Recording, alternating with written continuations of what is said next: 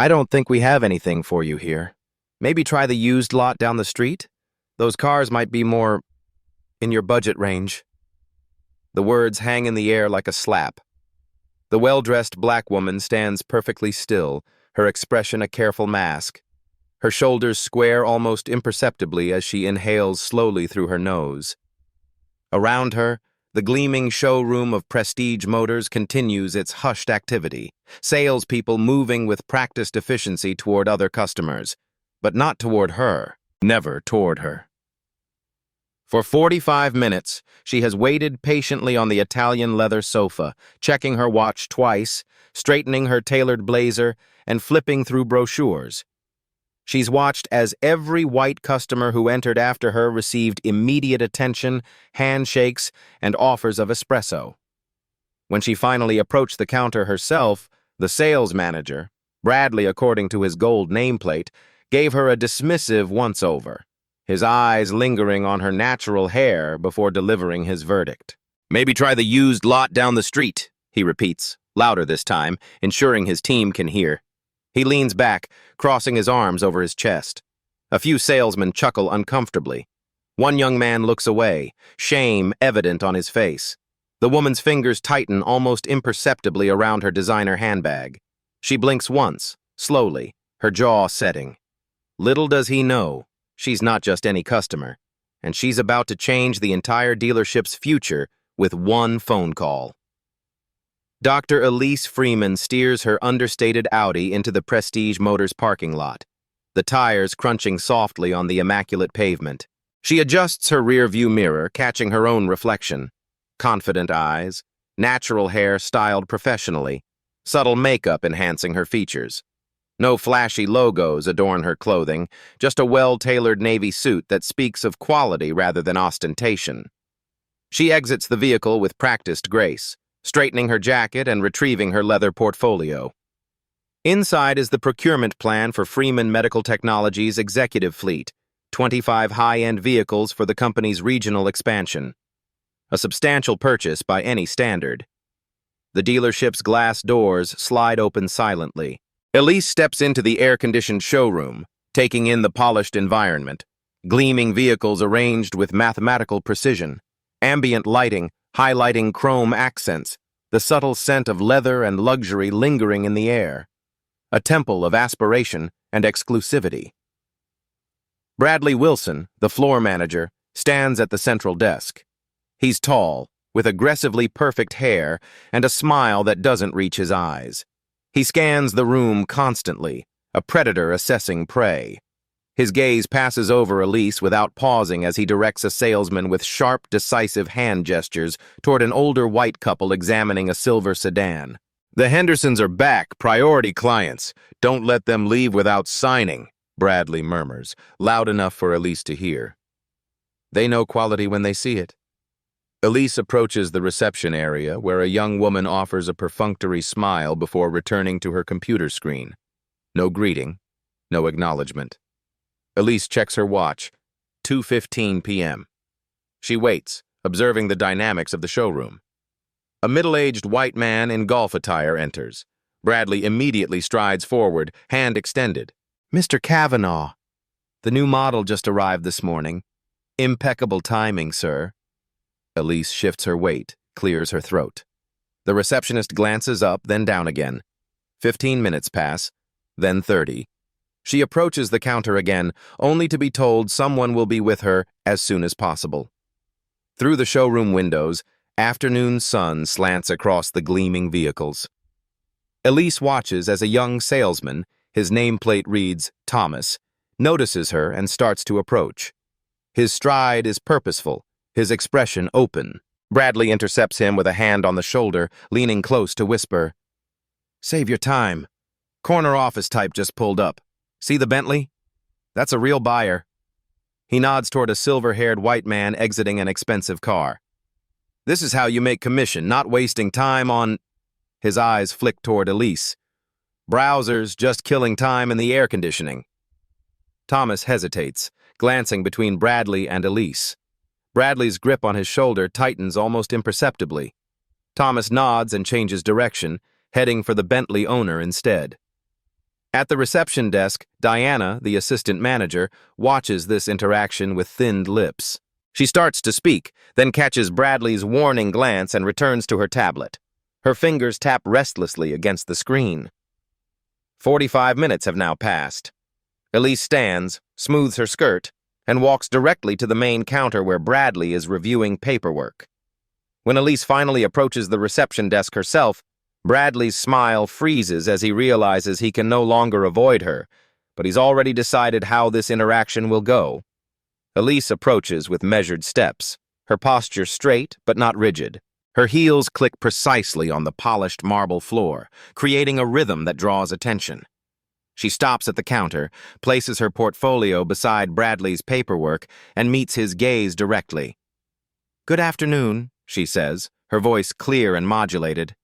"I'm Elise Freeman." Bradley glances up, his smile automatic and empty. He doesn't extend his hand. Instead, he picks up his phone, scrolling through messages while responding.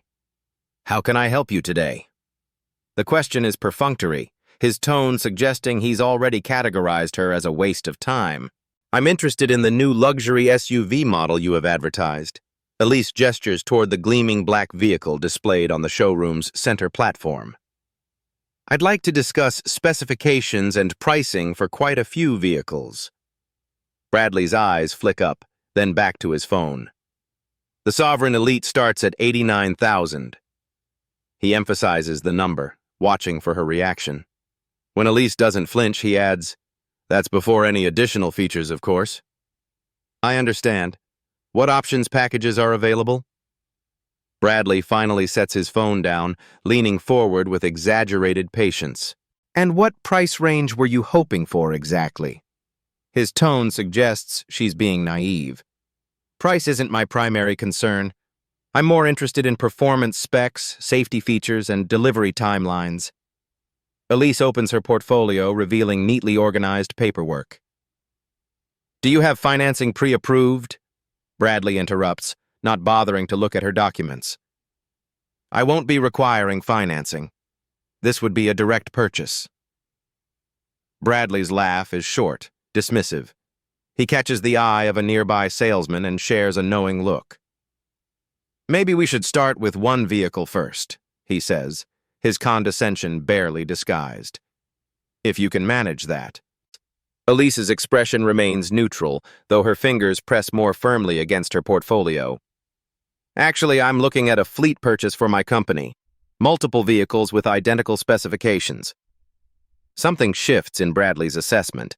Business purchases are different, but skepticism still dominates. "And what company is that?" "Freeman Medical Technologies." Elise doesn't elaborate on her position, observing Bradley's reaction. Bradley's eyes narrow slightly. The name registers, but without context. He assumes she's a secretary or lower-level employee sent to gather information, not someone with purchasing authority. "Right." Bradley stands straighter, adopting a different tactic. "Well, fleet purchases involve our corporate sales division. They'll need documentation of company requirements, purchasing authority." He trails off, implying the process is more complex than she realizes. "I'm familiar with the process," Elise responds. "Perhaps we could start by examining one of the vehicles. I'd like to see the interior features firsthand." Bradley checks his watch pointedly. "Our corporate specialist is out today, and I'm scheduled with priority clients in 5 minutes. Perhaps you could leave your contact information?" Around them, the showroom continues to buzz with activity. Every other customer receives immediate, attentive service. Thomas, the young salesman, watches their interaction from across the room, his brow furrowed. As Bradley begins steering Elise toward the door, she notices the dealership's wall of awards, including one presented by her own company last year for medical innovation support. The large crystal award catches the afternoon light, Freeman Medical Technologies' distinctive logo etched prominently at its base. "Excellence in Community Partnership," reads the inscription. Elise pauses mid-step, her gaze lingering on the recognition her company bestowed upon Prestige Motors just 11 months ago. Bradley notices her attention shift and misinterprets. "Impressive, aren't they?" He gestures broadly at the award wall. We maintain relationships with all the top companies in the region. His emphasis on top carries a subtle implication that hers isn't among them. Two salespeople hover nearby, their conversation suspended as they observe the interaction. A family browsing vehicles slows their pace, sensing the tension. Now, Bradley continues, raising his voice slightly, ensuring others can hear. As I was saying, the entry-level models might be more appropriate for your needs. He gestures toward a different section of the showroom where less expensive vehicles are displayed. Or perhaps our certified pre-owned selection. Those vehicles offer excellent value for customers with certain budget constraints. The implication hangs in the air. A flush of heat rises in Elise's chest. Not embarrassment, but the familiar burn of discriminatory treatment. She's experienced this before. The assumptions, the dismissals, the subtle and not-so-subtle degradations. I specified, I'm interested in the sovereign elite, Elise says, her voice steady. For a fleet purchase. I'd appreciate seeing the vehicle now. Bradley sighs dramatically, checking his watch again. Fine. This way. He strides toward the exit doors leading to the lot, not bothering to see if she follows. Elise maintains her pace, refusing to hurry after him. Outside, the sun beats down on rows of gleaming vehicles. Bradley walks briskly past several models, finally stopping at the black SUV. This is it, he says flatly, making no move to open the door or highlight features. He stands back, arms crossed, waiting for her to react. Could you tell me about the safety features, particularly the collision avoidance system? Bradley shrugs. Standard package. Nothing special. He offers no elaboration. Through the showroom windows, Elise notices a white man in his 50s being given a detailed walkthrough of a similar vehicle. The salesman gestures enthusiastically, opening doors, pointing out features, his body language conveying genuine enthusiasm. And the hybrid engine option? I understand it significantly improves fuel efficiency while maintaining performance. Bradley glances at his phone. It costs extra. Probably not worth it for your situation. He doesn't elaborate on what situation he means. The minutes stretch uncomfortably as Elise asks specific questions and receives minimal answers. Bradley shifts his weight impatiently, eyes constantly scanning the lot as if searching for rescue from this obligation.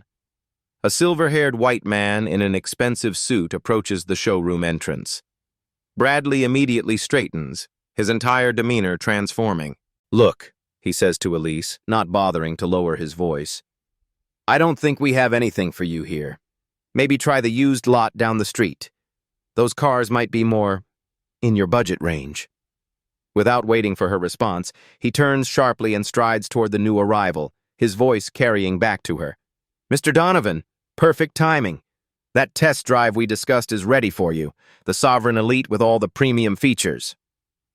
From inside the showroom, Thomas watches, his expression conflicted. Diana, the assistant manager, stands near the door, her gaze meeting Elise's briefly before she looks away, discomfort evident in her averted eyes. Elise stands alone in the lot, the sun reflecting harshly off the vehicles surrounding her. Her hand tightens on her portfolio, knuckles briefly whitening before she consciously relaxes her grip.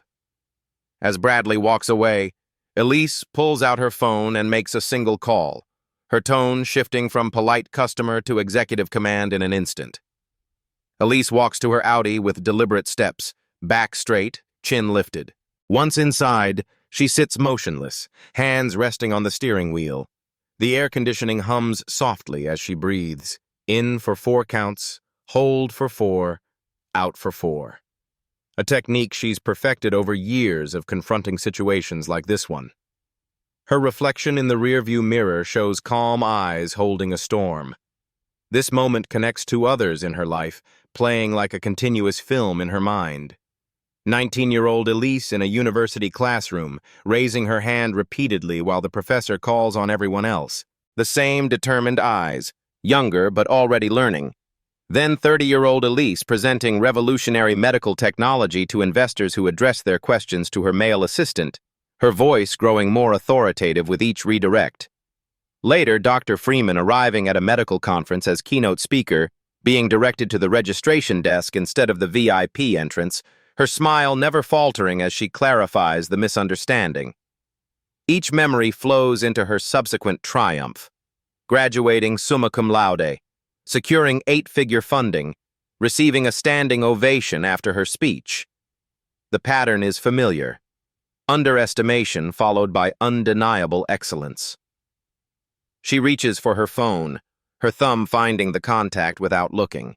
The line connects. "Jason," she says, her voice transformed, authoritative, precise, carrying the unmistakable weight of executive command.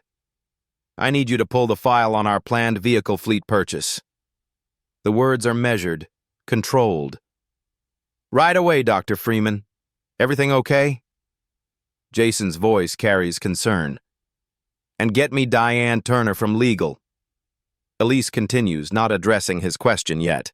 "She's in a meeting, but I can—" "Pull her out! Priority call in 5 minutes!" Elise watches through the windshield as Bradley escorts Mr. Donovan around the showroom's showcase vehicle, gesturing expansively, laughing at something the man says. "The fleet purchase," Elise continues. "Remind me of the numbers." 25 vehicles, Jason replies, the sound of keyboard clicks in the background. "Sovereign Elites, fully loaded, approximately 3.2 million total. Prestige Motors won the bid last month. The contract is essentially ready for signature, just awaiting your final approval on the exact specifications. And this would be their largest single purchase ever. The regional manager mentioned it would set a record for their dealership network." Elise nods, though Jason can't see her. "Contact our second-choice dealership, Riverfront Luxury Motors. Tell Julian we're ready to move forward if they can accommodate our timeline." That's a change of direction. Jason's tone is professional, but surprise registers. "May I ask what happened?" "Culture fit issues." Elise watches as Thomas, the young salesman, glances repeatedly toward her car, his expression troubled. "I'll explain later. For now, I need you to move quickly." "Understood. What about Prestige Motors? They've already begun processing the fleet." "I'll handle that personally." Elise ends the call, then scrolls to another contact, Marcus Reynolds, regional director for the auto manufacturer. His number is in her phone from previous corporate partnerships. He answers on the second ring. "Dr. Freeman, good to hear from you." "Marcus, I'm making a change to our fleet purchase, moving from Prestige to Riverfront." A pause. "That's unexpected. Any particular reason?" "Prestige has been preparing for this deal for weeks. I just experienced their customer service firsthand. It doesn't align with our company values." Her tone leaves no room for elaboration. "I see." His response is measured, understanding the weight of her words. "I'll facilitate the transition. Riverfront will be thrilled, of course." "Thank you. And Marcus? I'd appreciate if you could convey to Prestige that this decision comes directly from me." The call ends. Elise places her phone in the center console, exhaling slowly. The confrontation wasn't what she planned for today, but the response is one she's prepared for many times throughout her career. Prejudice addressed not with outrage, but with consequence. As Elise ends her calls, she notices Thomas, the young salesman, approaching her car with an apologetic expression and a business card in hand. Thomas approaches Elise's car, glancing nervously back at the showroom. His tie is slightly askew, and a thin sheen of sweat glistens on his forehead despite the cool air. He hesitates before knocking gently on the passenger window. Elise studies him for a moment, then lowers the window. Her expression is neutral, revealing nothing. "I'm sorry to bother you," Thomas begins, his voice low. I wanted to apologize for what happened in there." He extends a business card toward her, holding it with both hands. "The way you were treated wasn't right." Elise takes the card, noting the entry-level title, Sales Associate. New to the job, but already recognizing the toxicity. Thank you, Thomas, she says, reading his name from the card. May I ask you something? He nods, shifting his weight. Is this common practice here? Her question is direct, unembellished. Thomas glances back at the dealership again. Bradley is visible through the glass, now deep in conversation with Mr. Donovan. Diana stands at her desk, watching them. He lowers his voice further. Mr. Wilson has a system. He calls it prospect qualification. It's how he determines which customers are worth the time. Thomas makes air quotes with his fingers, discomfort evident in his expression. And how exactly does he qualify prospects? Elise's tone remains even, though her fingers press more firmly against the steering wheel. Thomas's silence is answer enough. The criteria are obvious. I've only been here 3 months, he adds finally. But I've seen it happen before. Not usually this obvious, but... He trails off, then straightens his shoulders. It's wrong. That's why I wanted to apologize. Elise studies him, her gaze analytical. You're risking something by approaching me like this. Maybe. He shrugs. But my mother, she's a hospital administrator. Black woman in healthcare. She comes home with stories like this all the time. People assuming she's janitorial staff instead of the person running the department. His voice strengthens. I promised myself I wouldn't be the person who just watches it happen. Elise nods, tucking his card into her portfolio. She offers nothing about herself, no hint of her position or the power she wields. Thank you, Thomas. I appreciate your integrity. Inside the dealership, Bradley's phone rings. He excuses himself from Mr. Donovan, frowning at the unfamiliar number. Bradley Wilson, Prestige Motors. Mr. Wilson, a crisp female voice responds. This is Sandra Chen from Regional Corporate. We've received a concerning report about a Dr. Freeman who visited your dealership today. Apparently there was some sort of unpleasant interaction. Bradley's spine stiffens. I don't recall meeting anyone of significance by that name today. His eyes scan the showroom, landing on Thomas, speaking with the black woman in the parking lot. There might be some confusion. I assure you all our VIP clients receive exceptional service. I see. The voice cools further. That's interesting, because Dr. Freeman seems quite certain about the encounter. Perhaps one of our junior sales associates mishandled something. Bradley deflects, his tone dismissive. I'll look into it, but I'm certain this is a misunderstanding. No one important was mistreated here today. The call ends, leaving Bradley irritated but unconcerned. He walks briskly toward the front desk where Diana stands, her phone in hand, screen illuminated. Diana's expression shifts as she scrolls through search results for Freeman Medical Technologies. Her eyes widen slightly, thumb pausing over an image of a distinguished black woman in executive attire accepting an industry award. The headline reads, Dr. Elise Freeman's innovative leadership drives record growth. As Bradley hangs up, looking annoyed but unconcerned, Diana approaches with her phone screen displaying Dr. Elise Freeman's executive profile and the word CEO prominently visible. Bradley.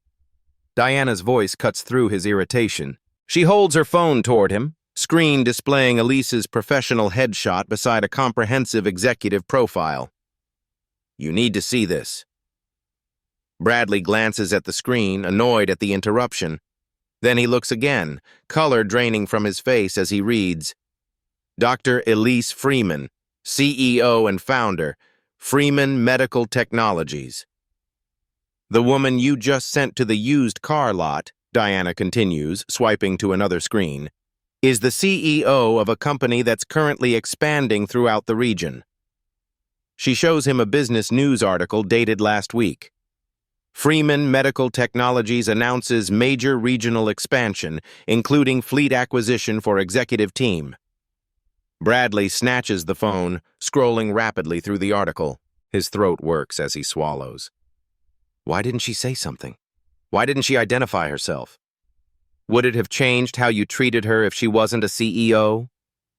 Diana's question hangs in the air. Bradley ignores her, already calculating damage control. This is fixable. People love special attention. We'll offer her VIP treatment, a special discount. I don't think that's going to work this time.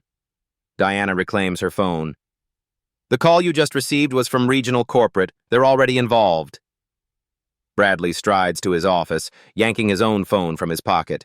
He punches in Elise's number, obtained from the visitor log at reception. The call goes directly to voicemail. Dr. Freeman, this is Bradley Wilson from Prestige Motors. His voice transforms, unctuous and ingratiating. There seems to have been a misunderstanding during your visit today. I'd like to personally invite you back to experience our true VIP service. Please call me at your earliest convenience to discuss. He ends the call, immediately dialing again. Again, voicemail. His next message carries an edge of desperation. Dr. Freeman, Bradley Wilson again. I've just been made aware of your company's fleet requirements. I can assure you that Prestige Motors is perfectly positioned to fulfill that contract. We should discuss the significant discounts we can offer a valued client like yourself. 3 more calls. 3 more voicemails, each revealing more of Bradley's true character as his frustration mounts. Dr. Freeman, this is becoming unprofessional. The least you could do is return my calls. Whatever you think happened today was clearly a misinterpretation on your part. In her corner office downtown, Elise sits with her executive team around a polished conference table. Jason has just finished briefing them on the situation. So we're moving the entire fleet purchase to Riverfront? Asks Michael Chen, the CFO, reviewing the numbers on his tablet. They were our second choice for a reason. Their service package isn't as comprehensive. They'll upgrade it, Elise responds. Julian already confirmed they'll match Prestige's terms to secure the contract. $3 million is significant business to lose, notes Terrence Williams, operations director. Prestige's parent company is Lux Auto Group, correct? They're currently seeking investors for their national expansion. Elise looks up, interest sharpening her gaze. Are they now? Roadshow starts next month. They're looking for significant capital for a multi-state expansion. Terrence slides a prospectus across the table. Saw it in my investment newsletter this morning. Elise takes the document, fingers tapping thoughtfully against the glossy cover. Her expression reveals nothing, but her team recognizes the look in her eyes, the chess player seeing 5 moves ahead. Back at Prestige Motors, Thomas's phone vibrates with a text from Diana. Bradley reviewing security footage, looking for someone to blame. Watch your back. He glances up to see Bradley in the security office, hunched over a monitor with the day's footage playing. Bradley scrubs through the video, crafting his narrative. In his version, Thomas intercepted a valuable client while Bradley was occupied with other responsibilities. Simple negligence by a junior employee, easily addressed with termination. As Bradley prepares to call the regional manager with his fabricated version of events, his phone rings. It's the dealership owner, calling from the corporate headquarters with unprecedented urgency. The showroom floor buzzes with nervous energy.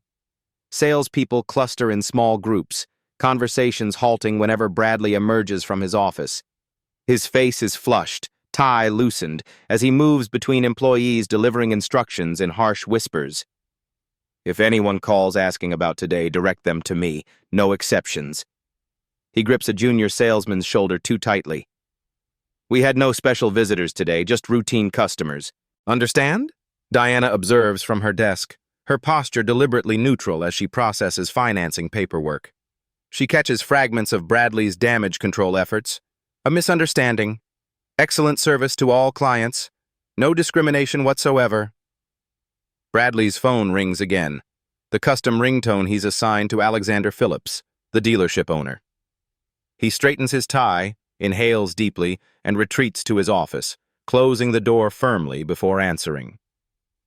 Alexander, good to hear from you. Bradley's voice transforms into smooth confidence. How's the corporate retreat going? Bradley. Alexander's tone is clipped, unusual for the normally jovial owner. I just received a call from the board chairman, something about a situation with Freeman Medical Technologies. Bradley paces behind his desk. Minor misunderstanding, being blown completely out of proportion. A customer came in without identifying herself properly. A customer who happens to be the CEO of one of the largest medical technology companies in the region, Alexander interrupts. A customer who was about to sign off on a $3 million fleet purchase. As I said, a misunderstanding. Bradley's forced laugh echoes hollowly. She didn't identify herself as a CEO or mention the fleet purchase. How was anyone supposed to know? Silence stretches across the line before Alexander responds. That's your explanation? That you only provide quality service to people you know are important? Of course not. Bradley backpedals quickly. We treat all customers with respect, but there may have been some miscommunication. Perhaps she was sensitive or misinterpreted. Stop talking. Alexander's voice cuts like a blade. The board chairman is personally involved in this. Do you understand what that means? This isn't about one sale, Bradley. I understand completely. Bradley's confidence wavers. But I can make this right. A special offer, VIP treatment. Just stop. Alexander sounds tired suddenly. The damage is done. I'm on my way back. Don't do anything else until I arrive. As the call ends, Bradley slumps into his chair, loosening his tie further. Outside his office window, the showroom continues to operate, but the atmosphere has shifted palpably. Word spreads quickly in sales environments. Everyone senses something significant has happened. Across town, Elise enters the glass-walled conference room of Hartman and Associates, Investment Banking. 5 men and women in impeccable suits rise as she enters. Dr. Freeman, thank you for joining us, says Jennifer Hartman, extending her hand. We've prepared the portfolio options as requested. Thank you for accommodating my schedule change, Elise responds, setting her portfolio on the polished table. Before we begin, has there been any update on the West Side Medical Plaza acquisition? All proceeding on schedule, Jennifer confirms. The diversification strategy you proposed last quarter is already showing excellent returns. As they move through the presentation, a slide appears showing upcoming investment opportunities. Jennifer highlights several promising options. And here, she notes, is the Lux Auto Group expansion we discussed. They're beginning their funding round next month. Initial projections look solid, though we'd want to conduct further due diligence on their corporate culture and leadership practices. I've had some recent first-hand experience with one of their dealerships, Elise mentions, her tone casual. It raised some concerns about their organizational values. Interest sharpens around the table.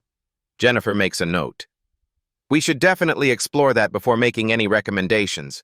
Culture misalignment often predicts future performance issues.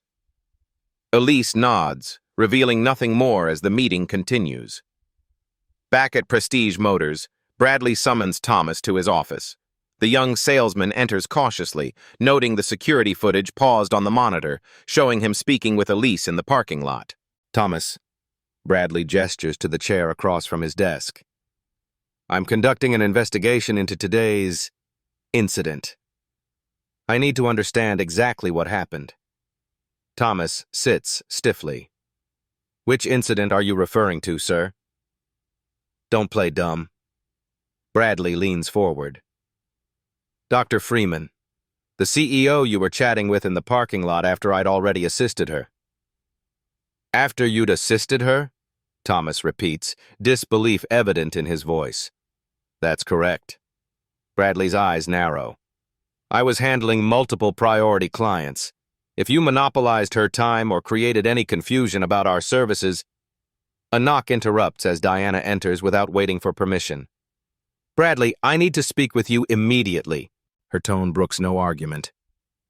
Outside Bradley's office, she pulls Thomas aside. He's building a case against you. I've copied the full security footage to my phone, everything from when she first arrived to when she left.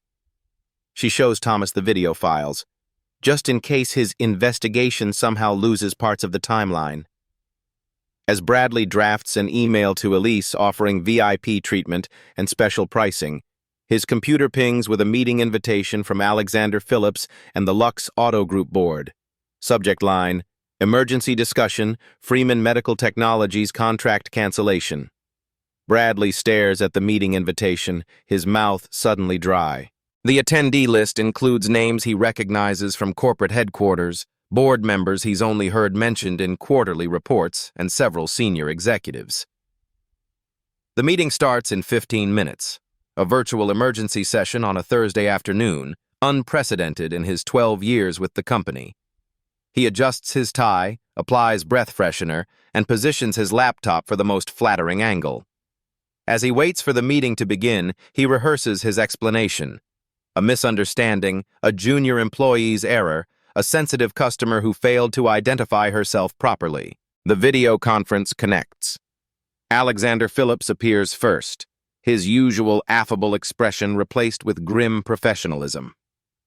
One by one, boxes populate the screen.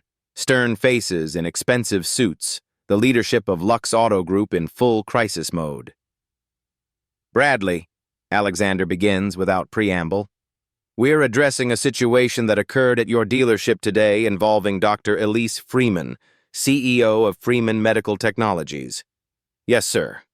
Bradley adopts a regretful tone, an unfortunate misunderstanding. If Dr. Freeman had identified herself or mentioned the fleet purchase, stop right there. The interruption comes from Margaret Winters, chairwoman of the board. Before you continue with that explanation, you should know we've received a detailed account of the incident, beginning from the moment Dr. Freeman entered your showroom. Bradley shifts in his seat. With all due respect, one person's perception. We have more than perception, Mr. Wilson. This from James Harrington, Chief Legal Officer. We have the security footage from your own dealership. Bradley's rehearsed explanation disintegrates. The footage doesn't show the full context. I was managing multiple priority clients. Dr. Freeman will be joining us momentarily, Alexander interjects. I suggest you listen more than you speak. A new box appears on screen. Elise Freeman sits in a corner office, floor-to-ceiling windows behind her revealing a stunning city view. Awards line the credenza visible in the frame. Her posture is impeccable, her expression composed.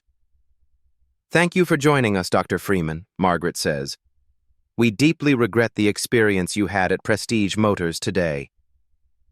Thank you for addressing this so promptly, Elise responds, her voice measured and authoritative, worlds away from the dismissed customer in Bradley's showroom hours earlier. Bradley stares at the screen, the full reality of his miscalculation dawning on him. This isn't just any CEO. This is Dr. Elise Freeman, whose medical technology innovations have made headlines, whose company's growth has been featured in business publications, whose leadership is studied in MBA programs. For everyone's clarity, Elise begins, I'd like to recount what occurred today. She describes the experience chronologically, the 45-minute wait while other customers received immediate attention, Bradley's dismissive responses to her questions, his suggestion that she try the used lot down the street. Her recounting is precise, unemotional, devastating in its accuracy. That's not... Bradley attempts to interject. Mr. Wilson, James Harrington warns, interrupting Dr. Freeman isn't improving your position. Elise continues as if the interruption never occurred. When I inquired about specific vehicle features, Mr. Wilson provided minimal information while checking his watch repeatedly.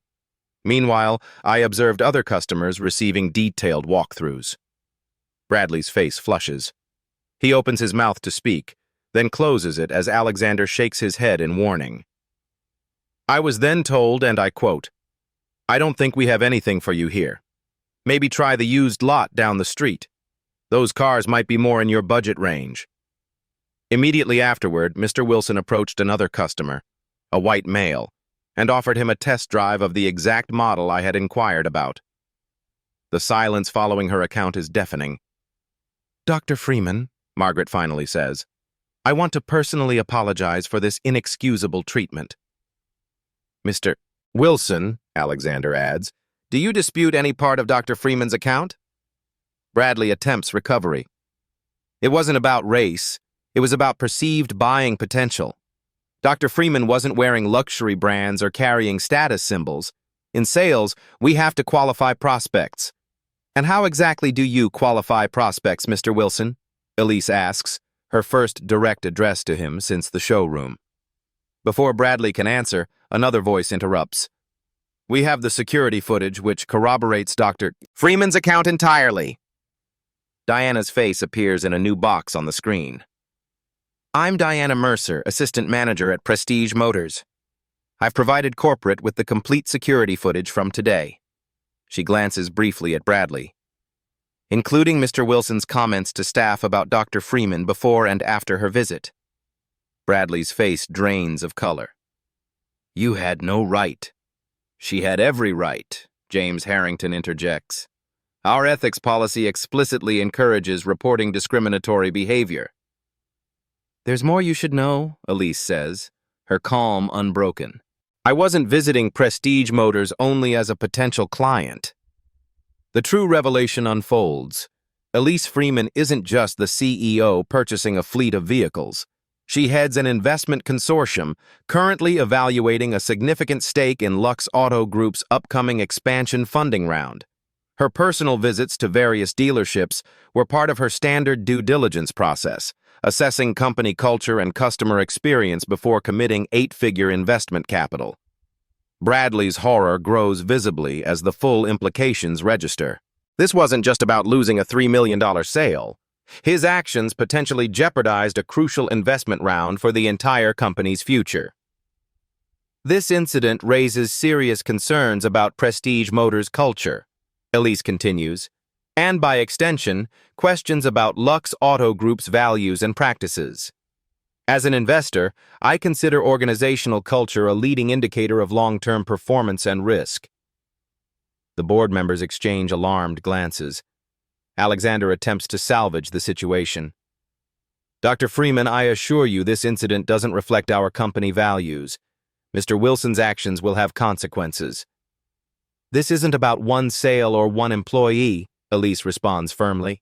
It's about a culture that allowed this to happen. My concerns go beyond this incident. She outlines specific issues she observed. The systematic approach to qualifying customers, the tacit approval from other staff, the environment that made Thomas's objection an act of courage rather than standard practice. The meeting continues, Bradley shrinking further into his chair with each passing minute, watching his career implode in high-definition video. As the call ends, Elise receives a text from Thomas with additional evidence of discriminatory practices at the dealership, a pattern that extends far beyond her experience. Bradley sits alone in his office, staring at the administrative leave pending investigation notice on his desk. His personal items wait in a cardboard box, hastily packed under HR supervision after the video conference. He scrolls through contacts, searching for allies, finding few. Outside, Diana leads as acting manager, her posture noticeably more confident as she directs the showroom operations. Corporate investigators interview staff members one by one. Thomas shares his small notebook with Ms. Patel, the investigator. I've documented every instance, he explains. Dates, customer descriptions, Mr. Wilson's exact words. I started my second week here. And you felt you couldn't report this through official channels? Mr. Wilson controlled which customers we could approach, directly affecting our income. People who complained previously suddenly found themselves assigned only to low-probability prospects. At Freeman Medical Technologies, Elise meets with her legal team to review options. A discrimination lawsuit would be straightforward given the evidence, explains Diane Turner, General Counsel. That's not my objective, Elise responds. I'm less interested in financial compensation than systemic change. Together, they craft a comprehensive letter to Lux Auto Group outlining conditions for potential future business, mandatory anti-discrimination training, leadership review at all dealerships, transparent customer service policies, and community reinvestment programs. At Lux Auto Group headquarters, emergency discussions continue into the evening. The financial implications extend beyond the lost fleet sale, reports the CFO. Dr. Freeman's investment consortium controls substantial capital we were counting on for expansion, and other corporate clients are expressing concerns about their contracts. We could dispute her characterization of events, suggests one executive. With what evidence? interrupts the chief legal officer. We have security footage, witness statements, and Bradley's own incriminating voicemails. The focus needs to be forward-looking, Alexander insists. How do we demonstrate this doesn't reflect our company values? Does it not reflect our values? Asks Sarah Jenkins, VP of Operations. Is Bradley an anomaly or a symptom? Meanwhile, Bradley drowns his sorrows at an upscale bar, ignoring texts from his wife and an email from an attorney declining to represent him. Word travels fast in sales circles, as evidenced by whispers from other patrons who recognize him. As Lux Auto Group prepares its official response, Bradley hires a high-profile attorney known for aggressive defense tactics, signaling he won't go quietly and raising the stakes for everyone involved. The conference room at Lux Auto Group headquarters feels smaller than its dimensions. Bradley sits rigidly beside Victoria Chambers, an attorney known for her combative approach to employment disputes. My client categorically denies any discriminatory intent, Victoria states. Mr. Wilson has an exemplary sales record spanning 12 years. Alexander nods without warmth. This proceeding is an internal review of conduct relative to company policies. Security footage plays on the wall screen, Elise waiting as others receive immediate attention. Bradley's dismissive body language, his explicit direction to try the used lot. My client acknowledges the interaction appears problematic when viewed in isolation, Victoria interjects. However, business judgment about sales prospects is not discrimination. What factors specifically? James asks. Appearance, demeanor, browsing patterns, standard industry qualifiers. Dr. Freeman didn't present as a serious buyer. Yet she drives an Audi A8, Diana notes, a vehicle worth approximately $90,000. The discussion continues until James plays Bradley's voicemails to Elise, revealing the stark contrast in how he addressed her before and after learning her position. Thomas references his documented incidents of similar treatment toward minority customers. Diana confirms, I've witnessed Mr. Wilson's qualification system repeatedly. Customers who aren't white or male, particularly black women, receive demonstrably different treatment. Victoria pivots. If such practices exist, they reflect company-wide sales culture rather than individual bias. Mr. Wilson implemented approaches that management tacitly encouraged. Are you suggesting the company directed discrimination? Alexander asks sharply. I'm suggesting holding one employee accountable for widespread industry practices is scapegoating. If you're alleging systemic discrimination as his defense, James responds, we'll need specific evidence. The final evidence proves most damning. Comparative sales data showing Bradley routinely misidentified high-value prospects when they were black or female, representing $4.2 million in lost revenue over 3 years. The outcome: termination for cause, forfeiture of pending commissions, immediate removal from company properties. As security escorts Bradley out, employees watch through glass partitions. No one approaches to say goodbye. Diana, now confirmed as interim manager, calmly reviews the day's appointments. Outside, Bradley loosens his tie, staring at the gleaming vehicles that defined his professional identity. You know this is ridiculous, he tells the security guard. Sales is sales. Everyone does what I did. The guard maintains neutrality. I need your building access card, sir.